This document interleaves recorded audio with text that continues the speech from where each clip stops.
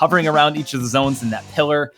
It'll be so fun to see if anybody decides to shark or flank, because you can use that half pipe to flank around. So as predicted, we're seeing a lot of short-range weapons here. Both teams bringing in Umbrella, I believe, as well as a hero shot. That's going to be Taylor and Kivver going with the hero shot. And then things like the Splatter Shot Pro and the Rapid Blaster. So each team having sort of a mid to long range answer. But as you mentioned, both of these teams with very similar mindsets on how to approach this map. Absolutely, and if I had to pick which of these team comps was better, obviously it comes down to the Rapid Blaster, the Splatter Shot Pro. It's kind of difficult because they both do different things very well in this map. The Splatter Shot Pro is really good at finding those mid-range picks, finding those slays, just kind of like at any point on the map. But the Rapid Blaster Pro can do the same thing, but it also can play defensive a lot stronger. And having that defensive hold on this map is really, really big. Shoutouts to the +1 penalty on the 100 score. Splatoon is a very, very great game. Yeah, not something you see often. So 1 additional point to contend with on the side of Deep Blues. But really, I think both of those weapons fill a similar niche. I mean, the Splatter Shot Pro is going to build up that Inkstorm relatively quickly. And then the Rapid Blaster is going to be able to stay back, just tap shot people. And then eventually you're going to build up that Splat Bomb launcher that you can use on whatever part of the map you desire. As we see Burning get some revenge for Taylor and kill Kivver there. A nice control takeover for Deep Blues. But it's really been, as we predicted, so back and forth. I think another thing we're going to have to watch out for is how many times each team can force 2v1 or 3v1 situations. It looks like from the onset, Stay Fresh has had a little bit better of a time doing that versus Deep Blues, but if Deep Blues can coordinate themselves a little bit better and get some of these members of Stay Fresh down, they should have a good chance to take these zones back for a long time. Yeah, we're already over a minute and a half into the game, and both of these teams are doing such a good job contesting the zones. Like, it's still only the highest score so far is 85. That's 15 points on the board. These teams have been dealing with penalties like left and right and having troubles actually holding the zone right now, although it looks like Stay Fresh now is getting a bit of a lead going here. Deep Blues is a little bit, they're kind of on the respawn, so it's up to Stay Fresh right now. They got to hold this, they got to position themselves properly. They got to try and not drop players, although it is a 3v3 now. And wow, actually Deep Blues is taking control of the zones there mid-fight. I don't know how that happened. That was crazy, but no, Deep Blues is doing a good job actually routing out Stay Fresh right now. Yeah, if I was anyone watching the stream, I would just throw the words silver bracket out of my mind, because in just about any other tournament that wasn't as stacked as this one, this could easily be a grand finals match. These are two very talented teams. Taylor having trouble dueling out against 4 down, wow. Yeah, the Umbrella there, and that was a beautiful coordinated effort. That's exactly what I was talking about, and Stay Fresh has done that beautifully. This is the only real major advantage I've seen either team have, and we're already more than halfway through this game, so it just shows you how even these teams are. But if you can get that rare 3 or 4 down situation, you have to capitalize on it, maintain that map control, and keep them from even getting back into the zones, which is what Stay Fresh has been doing so far. They lost one member there, the Splatter Shot going down. Slack's going to get the kill onto Marsh as well, so nice recovery and nice defense there by Stay Fresh. They're not just an offensive powerhouse. Yeah, no, this is weird. It's a 2v2 in the side on the map right now, and it's weird because we're more than halfway through the game now, and Stay Fresh has a lead at 66 points, but there's only a 9-point penalty on Deep Blues. So it's not really to say which game this is right now. Like, Stay Fresh obviously has the lead, but if Deep Blues just gets one hold, one full wipe onto the enemy team, they can take the lead back just like that. So it's really going to be down to just the team fights. Burning, wow, actually Burning, was that a triple kill? I think that was at least a double, maybe a triple, and that was huge because they were the last member alive for Deep Blue, so they've allowed their team to get right back into the action here, and they could take over both zones, as you mentioned here. They currently hold on to one. They're about halfway to taking the other one over, and they will give that penalty at least over to Stay Fresh. And as you said, only 1 point of penalty damage to contend with, so if they can get these zones back, they might not even need overtime to get to that coveted 43 mark. Yeah, absolutely. That's 3 players down now on the side of my bad, Deep Blues. So Stay Fresh is doing a fantastic job actually with this defense. It looks like they're going to be able to grab those zones back and making it just that much harder for Deep Blues to actually take this lead back. There's a minute left in the game. They're still doing a fantastic job completely keeping them out of the zones, just trying to shut them down the best they can. Kivver's got this flank going onto them. Ooh, actually drops the 1v1 to Burning, but Burning is cleaned up nicely by the teammates there. And no, Stay Fresh, they got rid of their penalty. They're going to keep this score going, and now it's looking like it's more going to be in the side of Stay Fresh. Pretty pretty cleanly, unless the Deep Blues can come back with like a really good overtime push here. Again, we look at these 2v1s. Nori and Slacks going and attacking each member of Deep Blues individually and doing a fantastic job at it, holding down the right-hand side of this map here. Kivr now trying to challenge Taylor, who was also engaged with another player, so that's going to be a nice, easy kill there, janitorially even.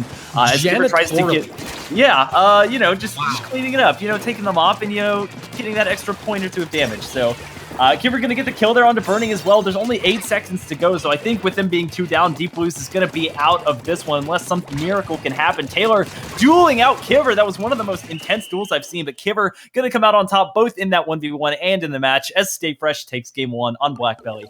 And they did a really good job. Again, that was kind of a close game until it wasn't, if that makes sense. Both of the teams did a really good job in the first half of the match, kind of containing the zone. But it was Stay Fresh who found that lead. They got that lead, and then once they got the lead, they kind of did a really good job holding it. And you know, they had some map control down. They had the ability to move around a bit. And once they had that down, they were good from there. They could shark, they could find those picks, and they made it really difficult for Deep Blues to push back in. And it's because of that play that they were able to take game 1 so easily. And again, it's so interesting to see 2 such long-standing teams play against each other in these silver bracket finals. Deep Blues has been a team for well over a year, going back into the Splatoon 1 days, so they've been playing together a ton and know each other's strategies very well. On the flip side of things, Stay Fresh was basically formerly Koopa Clan that was playing together for a long time in Splatoon 1. They now are forming as Stay Fresh in Splatoon 2. They've done very well together.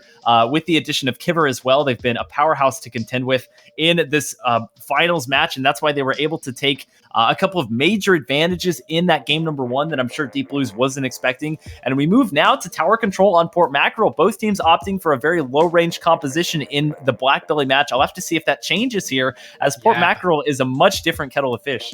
Absolutely. As we talked about earlier, Port Mackerel Stingray is really strong. And it's kind of a mistake to not bring at least one Stingray. I know there's probably like a sloshing machine, maybe I don't know, like a jet squelcher that they could bring that has that Stingray. Just having one Stingray, especially on tower control, can be really big for Port Mackerel. I feel like taking 0 Stingrays into this is a little bit of a mistake. We're gonna see that come out from the comps though. If it's anything like we just saw, I'm sure these teams have the ability to switch it up and bring at least one Stingray in. It's completely up to them though. We're gonna see right now. No Stingray on the side of Deep Blues, and no Stingray. Oh, one Stingray now on the side of Stay Fresh. Okay, so Stay Fresh, I am immediately going to give the team comp advantage to, just because of that Stingray. Yeah, Slacks flexing their muscles here in terms of what weapons they're adept with, bringing in that regular splat charger. I've seen a lot of snipers recently opt for the unscoped variants of chargers, which was kind of unheard of in Splatoon 1. You almost always saw the scoped variant, but for Splatoon 2, the splat charger really being able to take precedence here. And of course, it has that Stingray you talked about. On the flip side of things, Stay Fresh bringing in that Splattershot Pro, which is going to bring an Inkstorm to the table. Marsh being able to block a lot of incoming shots here, and that's going to keep the members of Deep Blues alive. But the Stingray coming out here, that's going to get 2 down, and Slacks is going to help his team push forward here. They just barely stay alive. I thought the bomb might get Burning, but Burning able to dodge out of that adeptly. And Burning did a really good job. It's as I mentioned before, when the enemy team has a Stingray on Port Mackerel, you need to push it. You cannot back up. If you back up, you're going to die. It's as simple as that. As soon as that Stingray comes out, you need to find it and take it out. Oh, Burning. I don't know if that was intentional, getting stuck under the tower there, but he'll take it. He's still alive, and that's why he used the splashdown. So good stuff there. And they've no idea Burning's here. The Rapid Blaster actually is going to out him by poking one of the shots in and seeing the rippling effect. So Twarz is going to be able to stop that sharking from happening. So nice job there, but unfortunately, a 3-down situation for Stay Fresh as Deep Blues is looking to keep that push going here. Taylor sharking around one of those checkpoints and is going to look for another kill, but they're on top of that high ground. Shooting from down below to up above is a lot more difficult than the other way around, but Taylor, look at that movement. I don't know how you move like that. Phenomenal. Okay, see, there's the Stingray that's going to come out. The Stingray is like so huge on tower control. Not just tower control in general, but Port Mackerel especially. That's actually going to be 3 down, 5 players down. Wow, nice messer. 3 players down now on the side of Deep Blues. And it looks like Stay Fresh is going to get this reset, but they got a pretty respectable push up to 47 points. Yeah, and where Slacks to use that Stingray is one of the best places on this map to use it because it's basically inaccessible to the enemy team. So using it behind one of those shipping crates on the elbow up there, you're basically untouched. So you can get a couple of easy kills that way just by staying out of harm's way. And we mentioned earlier that when using the Stingray, you have to make sure you're safe because if you get flanked around, you're locked into that Stingray. So there's nothing you can do. We also see here on the other side of things for Stay Fresh, the Inkstorm is coming out. They're making their best push of the day so far, just passing the 80s mark into the 70s here. So Twarz has also the launcher at the ready, the bomb launcher, so this could be a takeover of the lead here as Deep Blues is kind of reeling again on this map. It's so difficult once you get trapped in your spawn like this. Having that Rapid Blaster go down is really, really bad for your push on Port Mackerel. They're still kind of strong here. No, that's 3 players down now on the side of Stay Fresh. Deep Blues did a really, really good job pushing out Stay Fresh from that push. There's only 58 points on their board, so Deep Blues still has the lead. The splashdown battle, both of them survived. That's not very often that one happens, although Burning is going to clean up that kill nicely. And now Deep Blues is looking way stronger in this match than they were last time. Yeah, I think because Kipper landed on that very small box, he was able to survive the mutual splashdown exchange. Burning going to get a great kill there onto Slacks and looking for a double kill here. He's basically unseen, but it's going to go down to something. I think that was Kipper, maybe a bomb of theirs. 3 players down. Holding onto the zone. Sometimes that's all you need. Holding up the shield, saying, get behind my umbrella shield, and they will get all the way into the 20s at least with that. Slacks backed up over into this hallway. He'll get the tap shot killing the Kipper. Nice job down. Marsh getting another kill there, and Marsh has been instrumental in keeping this push going. Absolutely. Normally in this situation, when you don't really have many teammates alive, you're on the tower, you just want to push it until you die. You want to get as many points on the board as you can. Marsh didn't just do that. Marsh stayed alive and found 2 picks at the same time, and then got it even further up to 15. And now Stay Fresh has their work cut out for them. 15 points, 1 minute left in the game, and wow, they're 3 down again. So Deep Blues is doing such a good job dealing with their team comp, dealing with their strategy and their coordination right now. Yeah, Deep Blues knew exactly what they wanted going into this game here as they tried to force a game 3. Of course, they're doing very well for a team that on this map does not have a Stingray. That strategy working out for them. They've gotten almost all the way to that 15 mark once again. Burning having to expend the splashdown to stay alive, but he'll be the one on the tower dancing and dodging out of the way as long as they could, but they were facing shots from both sides. Twar's going to make sure nobody gets on that tower, so they're stopped once again at 15, but Stay Fresh is 3 down, and the Umbrella's back on the tower. Oh my god, nice shot there though. Okay, Twarz is instrumental right now. If Twarz wasn't here with his positioning, this would have been knocked out like years ago. But because Twarz was there, they still have a chance. There's only 20 seconds left. It's not looking too good, but they have an opportunity. Stay Fresh has an opportunity. This is what they need. Taylor's going to find a pick on the Charger. That's not what you want going into overtime. Oh, the splashdown battle again. They're both going to survive. It's a 1v1 now. Nope. That's 3 players down now on the side of Stay Fresh. Deep Blues looks like they have this one on lockdown. Yeah, Taylor had the aid of Burning there to avoid dying in that splashdown. That's a 3-down situation for Stay Fresh, so I doubt they're going to be able to get back on it. The victory splashdown, and Deep Blues forces a game 3 on Stay Fresh after a wonderful performance in a Stingray-less comp on Port Mackerel. I did not expect that one. As soon as I saw that Stingray advantage, I was like, okay, no, this is going to be hard. The Stingray is going to be huge. But the thing is, I want to see the scoreboard here. How many Stingrays actually came out? 3 Stingrays. I expected to see more than that. And I think if there was more Stingrays that came out, it would have been a lot more difficult for Deep Blues to get those pushes in.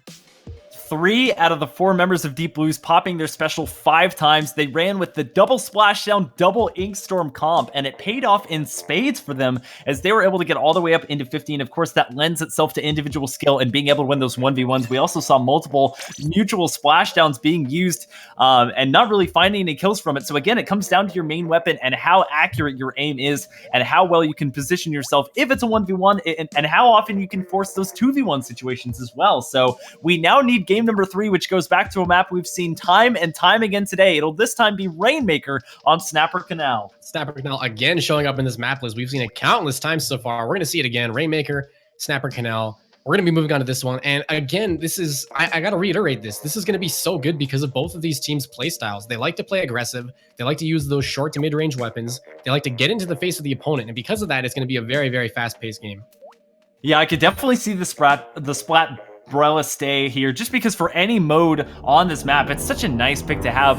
It doesn't make, because it's such a large map, nearly the impact on map control as it does on other maps that are a lot smaller, but it can essentially lock down one area, the area over by the Rainmaker, for example, and it can get you some passive map control and help you try and pop that Rainmaker shield quicker. So we are seeing a very similar comp come out here from Deep Blues. They're feeling very confident in that loadout, and something similar to that as well coming out on the side of Stay Fresh. The only real difference being that Rapid Blaster instead of the Splattershot Pro. Right, this is what we saw on Black Belly Skate Park. This is the exact same team comps that we saw on Black Belly Skate Park.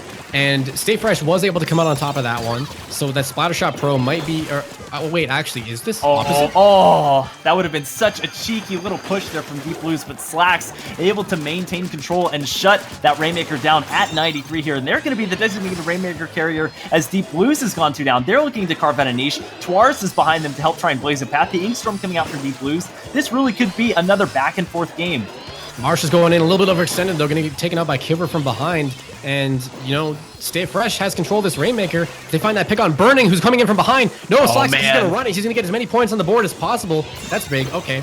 72 points. Not as much as I thought was going to happen, but that's now 4 down on the side of Stay Fresh. And Deep Blues has a response now. I thought that might be the return of the QB sneak that we saw earlier in this tournament, going over all the way to the left-hand side, but a big lead gained here by Deep Blues as they're going to take the most direct path over by the tarp. Mystic is going to go down, unfortunately. Nori's going to try and attack the Rainmaker head-on. They'll get Marsh. Good bombs, good defense. First bomb, and that'll be stopped at 53. Definitely not an insurmountable push by any means.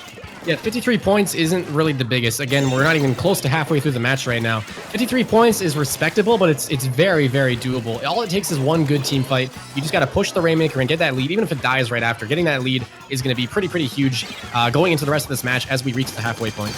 Ooh, and beautiful sharking there by Kiver. In position to get a double kill here. Has to expend the splashdown to do it, and unfortunately Mystic was caught in ink. Taylor going to use one as well to try and pop that Rainmaker shield. Gets the kill there on the Kiver. That's a big offensive threat shut down, and now Deep Blues is going to have a chance to maybe extend their lead, though Taylor going down. Both hero shots dead on both sides.